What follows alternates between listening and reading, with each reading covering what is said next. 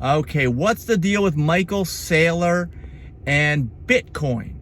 Michael Saylor, if you don't know, is the CEO of MicroStrategy, a technology company, and he's a giant proponent of Bitcoin. He even convinced Elon Musk to start buying Bitcoin, and of course, then Elon Musk backed down because of a lot of controversy about how much energy it takes to mine the Bitcoin.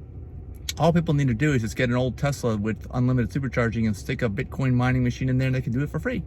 And I know people have done that, actually, and Tesla pays for it, but that's a whole other video.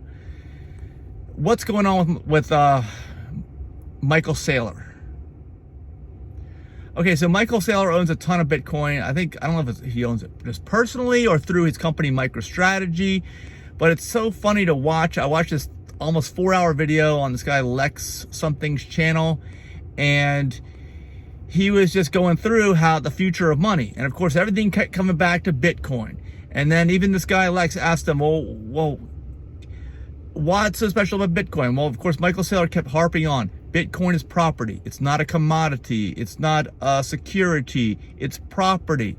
Or maybe it is a commodity, but it's not a security. It's property. That's a giant distinction if that's really true, if it's true.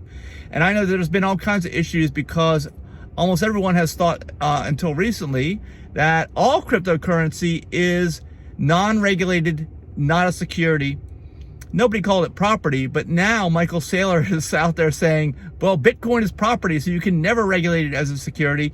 But the reality is everyone's been pumping and dumping cryptocurrencies of all kinds the past few years. This is April 2022, and doing it legally, including Elon Musk. He's been pumping, he's not dumped, but he's been pumping Dogecoin like crazy. So, of course, Michael Saylor kept harping on the main positives of Bitcoin. And of course, those main positives are that it's limited to 21 million total coins ever. It's secure, nobody can hack it, this, that, and the other thing. But the more he talks about it, I keep thinking, well, you know how software evolves over time, it gets better. Somebody's gonna hack into this Bitcoin, I have a feeling, in the future, and it's not like the end all be all. And this guy Lex, the host, kept coming back to you, well, can't someone else make something just like Bitcoin that's a property and use that instead? And Michael Saylor was like, well, yeah, but why would they want to? Because Bitcoin's already there. And of course, why would he tell them to do anything different? Because Michael Saylor owns so much Bitcoin. So he's actually it was like a whole, in my mind, a whole pump Bitcoin episode all together. And cryptocurrency is like the Wild West, so I don't see how somebody can get one standard like this and have it be Bitcoin. And then he's going back to the monetary reasons for saying, oh, it's not really that inefficient. You know, it's not something that people should be complaining about with it using too much electricity, because each Bitcoin is worth so much money now. They're like $50,000. And full disclosure, I have one. I own one Bitcoin. So $50,000, well, that's not much energy on a per dollar basis. And of course, he was talking about currencies and the collapsing of currencies, and that's a whole other thing. I got to do a whole other video on that one.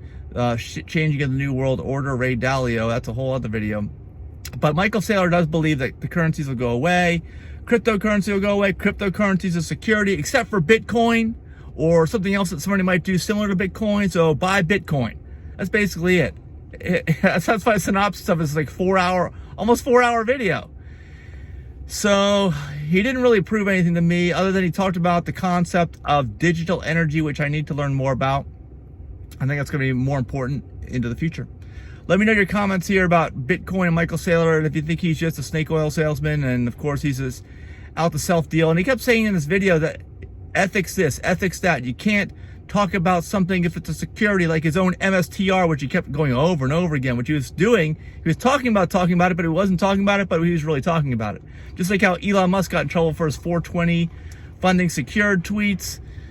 It's a gray area, and he makes it sound like Bitcoin's not a gray area and everything else is bad and unethical. That's basically what Michael Saylor also says. And you don't need to watch the video to know this. It's just that he's saying that these other things are not perfect and Bitcoin is basically perfect.